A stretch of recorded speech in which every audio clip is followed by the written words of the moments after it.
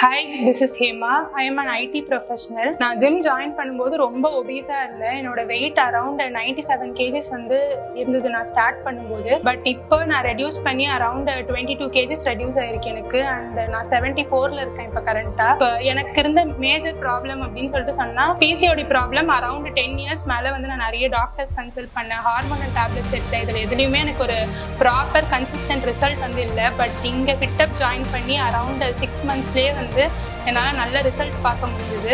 First ஸ்டார்டிங்கில் இருக்கும்போது என்னால் ஒரு ப்ராப்பராக பார்பிள் லிஃப்ட் பண்ண முடியாது, பாக்ஸில் ஜம்ப் பண்ண முடியாது, ஸ்டெப்பர் ஒர்க் அவுட்ஸ் பண்ண முடியாது. எனக்கு அந்த கான்ஃபிடென்ஸ் லெவலே ஃபஸ்ட்டு இல்லை. பட் இங்கே சதீஷ் ப்ரோ கொடுத்த கான்ஃபிடென்ஸ் அண்ட் கன்சிஸ்டண்ட்டாக ஒரு மாடிஃபை பண்ணி எப்படி ஒர்க் அவுட்ஸ் கொடுத்தாருன்றதை பொறுத்து என்னால் இப்போ 10 கேஜிஸ் வரைக்கும் பார்பிளில் லோட் பண்ணி லிஃப்ட் பண்ண முடியுது.